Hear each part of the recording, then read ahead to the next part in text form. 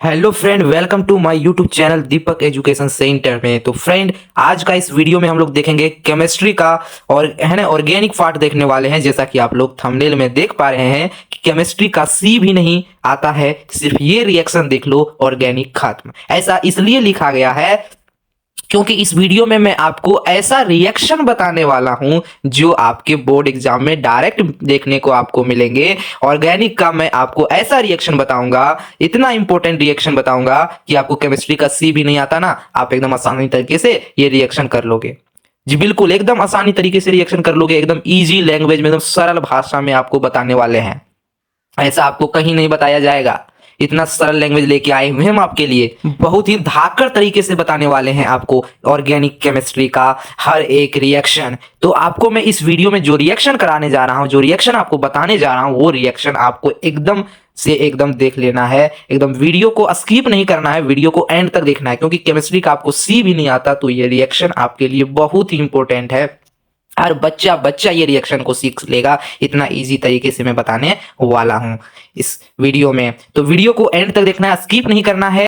Reaction start करने से पहले मैं आपको ये बता दूं कि आपके ऑर्गेनिक पार्ट से कितना नंबर का क्वेश्चन पूछा जाएगा, कितना मार्क्स का क्वेश्चन पूछा जाएगा, क्या क्या पूछा जाएगा, ये चीज मैं पहले आप लोग को बता देना चाहता हूं। तो जैसा कि हम 2024 के आंकड़ा के अनुसार, जो पिछले साल एग्जाम हुआ था, उस आंकड़ा के अनुसार मैं बताने जा रहा हूं कि ऑर्गेनिक से ऑब्जेक्टिव में 12 मार्क्स का पूछा गया था। ऑब्जेक्टिव क्वेश्चन कितने मार्क्स के पूछे गए थे? 12 मार्क्स के पूछे गए थे ऑर्गेनिक से, सिर्फ ऑर्गेनिक से।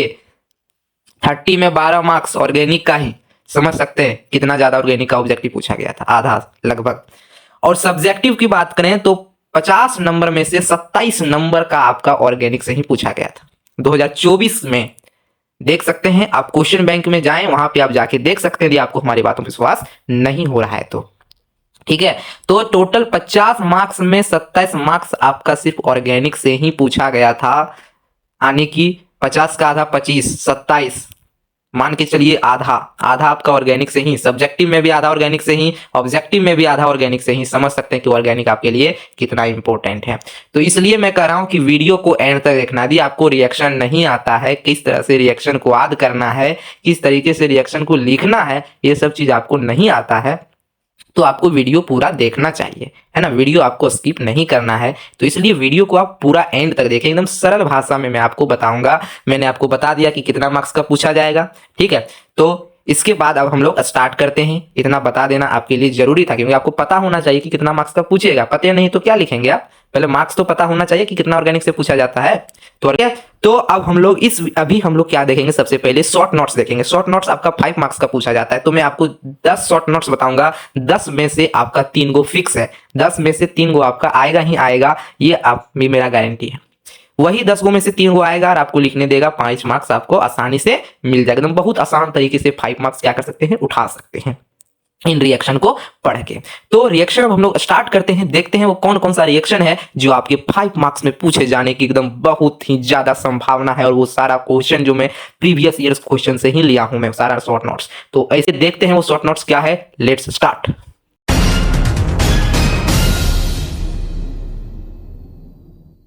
रिएक्शन नंबर फर्स्ट है डाइजोटाइजेशन रिएक्शन, है ना। सबसे पहले हम लोग क्या देखेंगे, डाइजोटाइजेशन रिएक्शन। देखिए क्या होता है, देखिए क्या लिखा गया है कि when primary amines reacts with NaNO2 and HCl 8 to 5 degree Celsius to form benzene diazonium salt, this reaction is called diazotization reaction. यानी कि जब प्राइमरी अमीन्स रिएक्ट्स करता है किसके साथ, NaNO2 के साथ और HCl कितना 0 to 5 डिग्री सेल्सियस टेम्परेचर पे, तो क्या बनता है, बेंजीन डाइजोनियम साल्ट बनता है। और इस रिएक्शन को हम लोग क्या बोलते हैं, डाइजोटाइजेशन रिएक्शन बोलते हैं। ठीक है, तो ये रिएक्शन बहुत ही इंपॉर्टेंट है। होता क्या इस रिएक्शन में कि जब प्राइमरी अमीन रिएक्ट करता है NaNO2 और HCl के साथ 0 to 5 डिग्री सेल्सियस टेम्परेचर पे, तो बेंजीन डाइजोनियम साल्ट बनता है। और इस रिएक्शन को हम लोग क्या बोल देते हैं, डाइजोटाइजेशन रिएक्शन बोलते हैं, है ना। तो देखिए यहाँ पे डायग्राम में दिखाया गया है कि ये रहा हमारा क्या, एनिलीन है। एनिलीन देखिए किसके साथ रिएक्शन कर रहा है, NaNO2 के साथ और HCl 0 to 5 degree Celsius temperature पे, और फिर क्या है, बेंजीन डाइजोनियम साल्ट बन जा रहा है। ठीक है, अगला रिएक्शन है हॉफमैन्स ब्रोमाइड रिएक्शन। तो देखिए इस रिएक्शन में क्या होता है, देखिए लिखा गया है कि when an amide is reacts with bromine in the presence of an aqueous solution of NaOH then primary amine is formed. This reaction is called Hofmann's bromide reaction। यानी कि जब अमाइड रिएक्ट्स करता है किसके साथ, ब्रोमीन के साथ, किसके प्रेजेंस में, aqueous solution of NaOH, aqueous solution of NaOH के प्रेजेंस में, तो क्या बनता है, प्राइमरी अमीन बनता है। प्राइमरी अमीन मतलब 1 डिग्री अमीन बनता है। इस रिएक्शन को हम लोग क्या बोलते हैं, Hofmann's bromide reaction. This reaction is called Hofmann bromide reaction. एक बार फिर से बताते हैं कि जब an amide is reacts with bromine in the presence of an aqueous solution of किसके साथ, NaOH, तब क्या बनता है, प्राइमरी अमीन इज फॉर्म्ड और this reaction is called Hofmann's bromide reaction. तो इस रिएक्शन को हम लोग हॉफमैन्स ब्रोमाइड रिएक्शन कहते हैं। आई होप क्लियर हो गया होगा, ठीक है। तो चलिए एग्जाम्पल के माध्यम से समझते हैं। देखिए यहाँ पर क्या है, अमाइड है। अमाइड देखिए किसके साथ रिएक्शन कर रहा है, Br2 के साथ रिएक्शन कर रहा है और किसके प्रेजेंस में, NaOH के प्रेजेंस में। तो क्या बन जा रहा है, 1 डिग्री अमीन बन जा रहा है। प्लस का NaBr बन रहा है, प्लस का Na2CO3 और फिर प्लस का H2O यानी कि वाटर बन रहा है। तो यहाँ पे रिएक्शन कैसे हो रहा है, अमाइड का जो देखिए C डबल बॉन्ड वो कार्बन है, ये क्या करना है, आपको हटा देना है और डायरेक्ट R से क्या करना है, NH2 को जोड़ देना है। तो क्या बन जाएगा, 1 डिग्री अमाइन बन जाएगा। सबसे आसान तरीका कि अमाइड का C डबल बॉन्ड वो ग्रुप क्या कर दो, गायब कर दो और R से NH2 को जोड़ दो, बन गया आपका 1 डिग्री अमीन। इस तरह से रिएक्शन होता है हॉफमैन्स ब्रोमाइड रिएक्शन।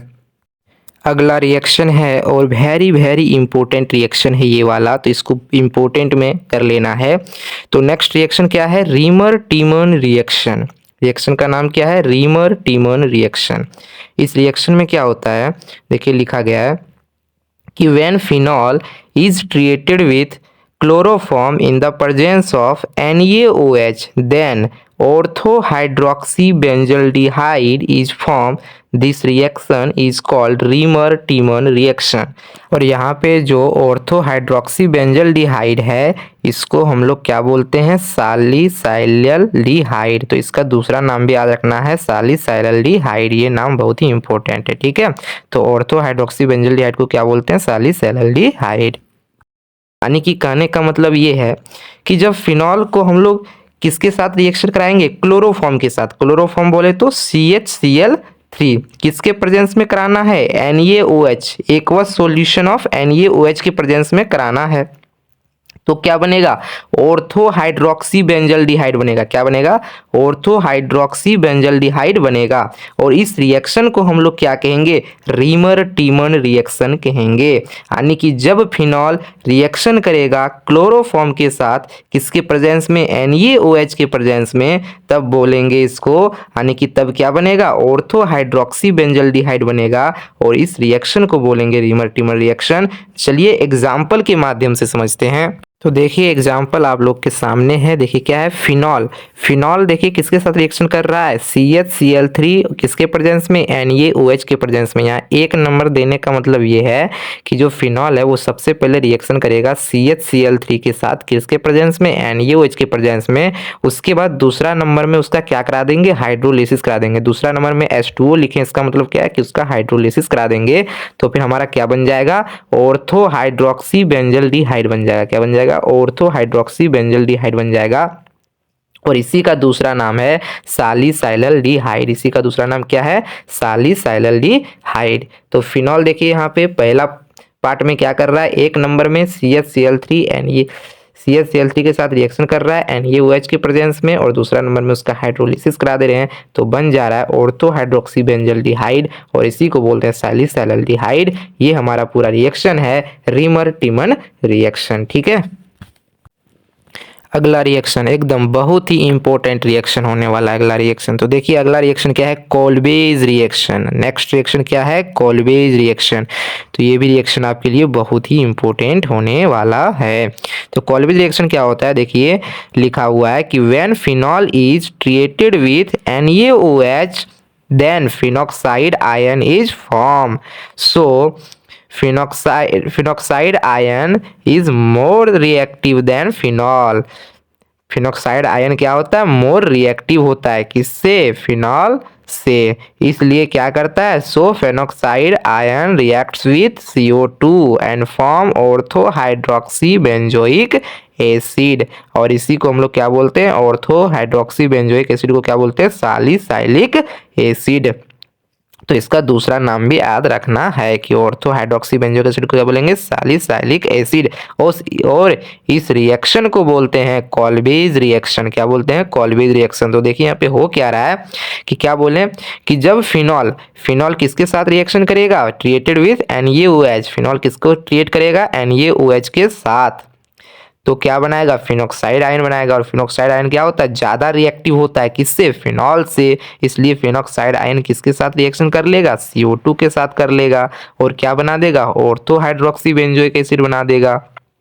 और ऑर्थो हाइड्रोक्सी बेंजोइक एसिड को हम लोग क्या बोलेंगे? सैलिसाइलिक एसिड बोलेंगे। और इस पूरे रिएक्शन को बोलेंगे कॉल्बेज रिएक्शन। तो एग्जाम्पल से देखते हैं तो और ज़्यादा क्लियर होगा। तो देखिए रिएक्शन में क्या है? फिनॉल देखिए किसके साथ रिएक्शन कर रहा है? NaOH के साथ रिएक्शन कर रहा है। और क्या बना दे रहा है? सोडियम फिनॉक्साइड आयन बना दे रहा है। यानी कि देखिए, और फिर सोडियम फिनॉक्साइड आयन किसके साथ रिएक्शन कर रहा है? कार्बन के साथ रिएक्शन, कार्बन डाइऑक्साइड के साथ रिएक्शन कर रहा है CO2 के साथ। उसके बाद क्या बन जा रहा है? ऑर्थो हाइड्रोक्सी बेंजोइक एसिड बन जा रहा है। तो कॉल्बेज रिएक्शन में क्या होता है कि सबसे पहले आपको फिनॉल किसके साथ रिएक्शन करवा देना है? NaOH के साथ रिएक्शन करवाना है। फिनॉल किसके साथ? NaOH के साथ। तो क्या बन जाएगा? फिनॉक्साइड आयन बन जाएगा। फिनॉक्साइड आयन क्या होता है? मोर रिएक्टिव होता है किससे? फिनॉल से। इसलिए तुरंत किसके साथ रिएक्शन कर लेता है? कार्बन डाइऑक्साइड यानी कि CO2 के साथ कर लेता है। और CO2 के साथ रिएक्शन करके क्या बना देता है? ऑर्थो हाइड्रोक्सी बेंजोइक एसिड बना देता है, यानी कि सैलिसाइलिक एसिड बना देता है। तो इस प्रकार से कॉल्बेज रिएक्शन होता है। ये रिएक्शन बहुत ही इंपॉर्टेंट है। ठीक है, तो अब हम लोग बढ़ते हैं आगे नेक्स्ट रिएक्शन की ओर। तो अगला रिएक्शन क्या है? Aldol condensation reaction. बहुत ही इंपॉर्टेंट रिएक्शन। तो देखिए इसमें क्या लिखा गया है कि एल्डिहाइड और ketone containing at least one alpha hydrogen condense beta hydroxy aldehyde और beta hydroxy ketone which gets dehydrated on heating into alpha beta unsaturated aldehyde और कीटोन। यानी कि एल्डिहाइड और कीटोन जिसके पास क्या हो? कम से कम एक अल्फा हाइड्रोजन हो, यानी कि जिसके पास अल्फा हाइड्रोजन होगा वही एल्डोल कंडेंसेशन रिएक्शन देगा, अदरवाइज नहीं देगा। तो इस बात को याद रखना है कि एल्डोल कंडेंसेशन रिएक्शन वही देगा जिसके पास अल्फा हाइड्रोजन होगा। अल्फा हाइड्रोजन किसको बोलेंगे? यानी कि C+O ग्रुप जो रहेगा उसके बगल वाला जो कार्बन है उसमें यदि हाइड्रोजन जुड़ा रहेगा तब उसको बोलते हैं हम लोग अल्फा हाइड्रोजन। ठीक है, तो एल्डिहाइड और ketone at least one alpha hydrogen या फिर एक से ज्यादा हाइड्रोजन अल्फा रह सकता है। तो वो किस में कंडेंस हो जाता है? बीटा हाइड्रोक्सी में, या फिर बीटा हाइड्रोक्सी एल्डिहाइड या फिर बीटा हाइड्रोक्सी कीटोन में क्या हो जाता है? कंडेंस हो जाता है, यानी कि बन जाता है। और उसका फिर क्या करा देते हैं हम लोग? डिहाइड्रेटेड करा देते हैं। थोड़ा सा हीट कर देंगे उसको तो क्या जाता है? डिहाइड्रेट हो जाता है। और इससे क्या बन जाता है? अल्फा बीटा अनसैचुरेटेड एल्डिहाइड और कीटोन बन जाता है। क्या बन जाता है? अल्फा बीटा अनसैचुरेटेड एल्डिहाइड और कीटोन बन जाता है। तो अभी इसका एग्जाम्पल हम बताते हैं तो आपको और अच्छे से समझ में आएगा। चलिए तो एग्जाम्पल के माध्यम से समझते हैं। तो देखिए एग्जाम्पल में क्या लिखा है कि CH3C+OH ये क्या है? एल्डिहाइड है। ठीक है, तो हमने एल्डिहाइड लिया है। और फिर देखिए क्या लिखे हैं?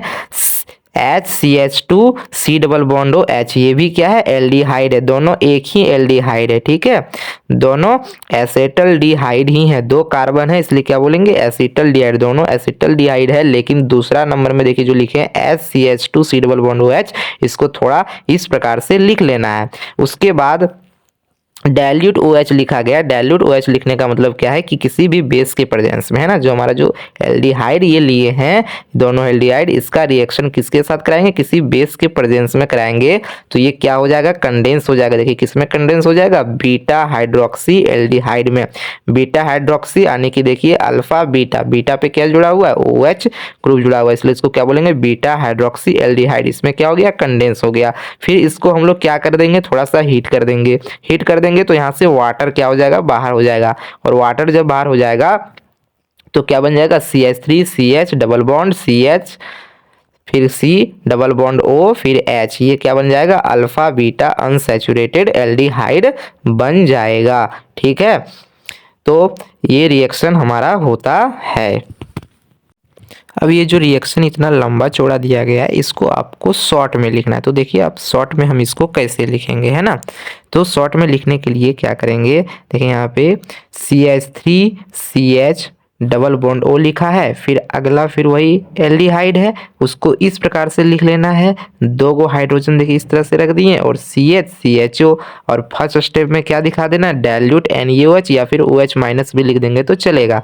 और दूसरा नंबर में आपको हीट करता हुआ दिखा देना है हीट, ठीक है। और बना देना है क्या, CH3 CH double bond CH CHO, इस तरह से आपको रिएक्शन करवा देना है ना। ये आपको एग्जाम में आएगा तो आपको इसी तरह शॉर्ट में बनाना है। क्या करना है कि CH3 CH लिखा है और डबल बॉन्ड O लिखा है, इसका जो दोनों हाइड्रोजन है वो दोनों हाइड्रोजन किसके साथ करा देना है, ऑक्सीजन के साथ। और यहाँ से क्या निकल जाएगा, H2O निकल जाएगा। और ये जो CH3 CH है ये CH CHO के साथ जुड़ जाएगा और इस प्रकार से एल्डिहाइड बना लेगा। ये शॉर्ट में आपको लिखना है, तो एग्जाम में आपको इसी तरह लिखना है, ठीक है। चलिए तो बढ़ते हैं नेक्स्ट रिएक्शन की ओर। अभी तक हमारा 5 रिएक्शन हुआ है, हमारा टारगेट है 10 रिएक्शन करने का, ठीक है। 10 रिएक्शन करने का टारगेट है। यदि आपको वीडियो अच्छा लग रहा है, यदि आपको समझ में आ रहा है तो वीडियो को लाइक कर दें और अपने दोस्तों को भी शेयर कर दें ताकि वो भी इस शॉर्ट नोट्स का जो है सो लाभ उठा सके, ठीक है। तो अगला शॉर्ट नोट्स हमारा क्या है, केनिजारो रिएक्शन। नेक्स्ट रिएक्शन क्या है, केनिजारो रिएक्शन। तो केनिजारो रिएक्शन में देखिए क्या होता है, केनिजारो रिएक्शन में देखिए लिखा गया है कि aldehyde which do not have alpha hydrogen, यानी कि हमने देखा था इससे पहले aldol condensation reaction. Aldol condensation reaction में क्या था, जिसमें अल्फा हाइड्रोजन होता है, लेकिन जो ये केनिजारो रिएक्शन है इसमें क्या होगा, अल्फा हाइड्रोजन नहीं होगा। वही केनिजारो रिएक्शन देगा। केनिजारो रिएक्शन कौन देगा, जिसके पास अल्फा हाइड्रोजन नहीं होगा, है ना। जैसे कि देखिए किसके पास अल्फा हाइड्रोजन नहीं होगा, HCHO, इसके पास भी अल्फा हाइड्रोजन है क्या, नहीं है। C6H5CHO, इसके पास भी अल्फा हाइड्रोजन नहीं है ना। CH3 का होल 3 CCHO, इसके पास भी अल्फा हाइड्रोजन नहीं है। कैसे पहचानेंगे अल्फा हाइड्रोजन नहीं है, ये जो एल्डिहाइड है उसके बगल वाले जो कार्बन जुड़ा है ना, उसमें क्या है, यानी कि ऑक्सीजन वाला जो डबल बॉन्ड है उससे क्या है कि बगल वाले कार्बन में क्या रहना चाहिए, हाइड्रोजन रहना चाहिए, लेकिन बगल वाले कार्बन में क्या एक भी हाइड्रोजन नहीं है, तो इसलिए इसमें अल्फा हाइड्रोजन नहीं है। तो अल्फा हाइड्रोजन नहीं रहेगा तो क्या करेगा, undergo self oxidation and self reduction. तो क्या देगा, सेल्फ ऑक्सीडेशन और सेल्फ रिडक्शन देगा विथ कंसंट्रेटेड बेस, है ना। कौन का मतलब क्या है, कंसंट्रेटेड बेस। कौन सा कंसंट्रेटेड बेस होगा, KOH और NaOH, ये कंसंट्रेटेड बेस के साथ क्या कर जाएगा, सेल्फ ऑक्सीडेशन होगा, सेल्फ रिडक्शन होगा।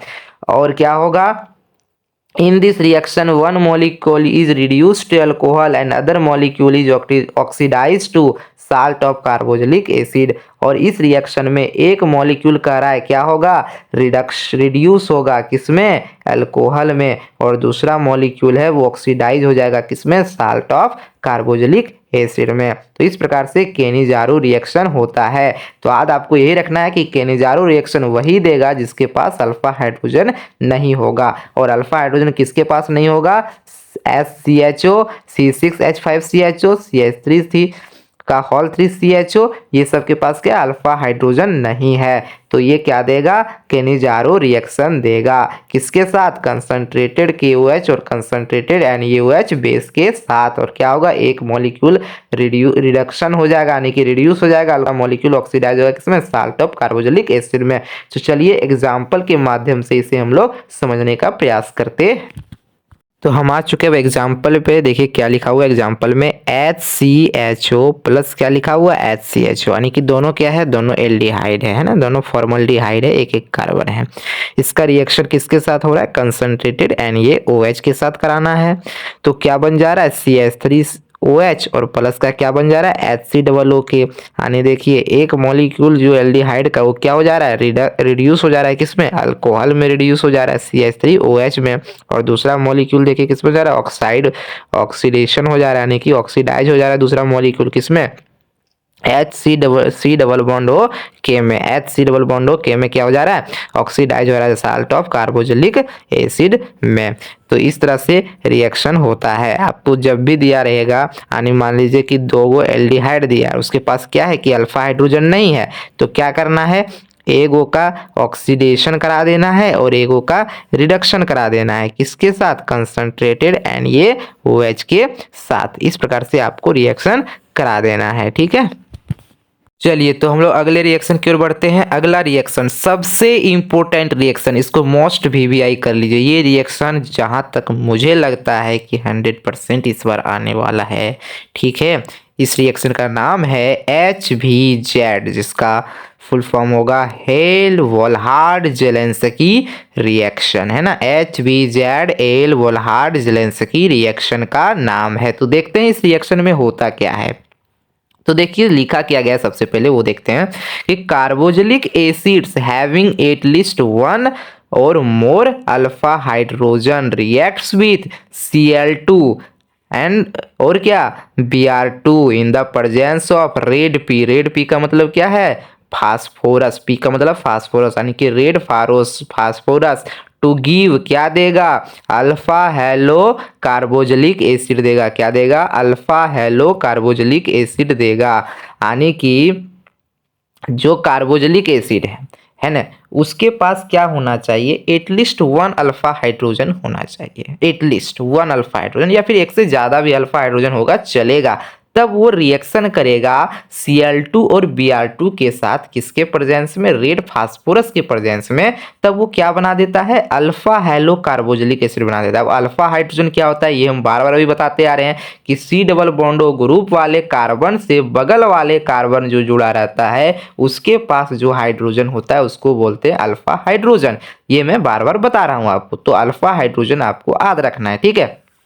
तो कार्बोक्सिलिक एसिड जिसके पास कम से कम क्या होगा, एक अल्फा हाइड्रोजन होगा, वो रिएक्शन करेगा किसके साथ, Cl2 के साथ और Br2 के साथ, किसके प्रेजेंस में, रेड फास्फोरस के प्रेजेंस में। और क्या देगा, अल्फा हेलो कार्बोक्सिलिक एसिड देगा। क्या देगा, अल्फा हेलो कार्बोक्सिलिक एसिड देगा, ठीक है। तो चलिए इसको एग्जाम्पल से समझते हैं, तब और भी क्लियर आप लोग को हो जाएगा। तो हम देखिए एग्जाम्पल पे आ गए हैं। देखिए एग्जाम्पल में क्या लिखा गया है, हमने एग्जाम्पल लिया है RCH और CH से कौन जुड़ा हुआ है, CH3, और उधर क्या, उसके आगे क्या लिखा हुआ है, COOH। यानी ये कौन सा ग्रुप है, कार्बोक्सिलिक ग्रुप है। और कार्बोक्सिलिक ग्रुप का रिएक्शन हम किसके साथ करा दे रहे हैं, Cl2 के साथ, किसके प्रेजेंस में, रेड फास्फोरस के प्रेजेंस में करा रहे हैं। तो क्या बन जा रहा है, CH3C डबल बॉन्ड OH, और सेकंड वाले सी कार्बन से किसको जोड़ दिए, एक तरफ क्लोरीन और एक तरफ तो CH3 जुड़ा हुआ है।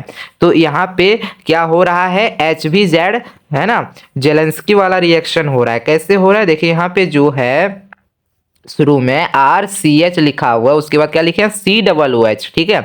तो COOH को हम लोग ऐसे लिख सकते हैं, C डबल बॉन्ड O और OH, इस तरह से लिख सकते हैं ना। अब देखिए डबल बॉन्ड O वाला जो है, उसके बगल वाले कार्बन में देखिए एगो हाइड्रोजन जुड़ा हुआ है। एगो हाइड्रोजन जुड़ा हुआ, नहीं कि उसके बगल वाले कार्बन को, वाले हाइड्रोजन को क्या बोलेंगे, अल्फा हाइड्रोजन। तो एगो अल्फा हाइड्रोजन है, तो है, यानी कि ये रिएक्शन देगा, HVZ वाला रिएक्शन देगा।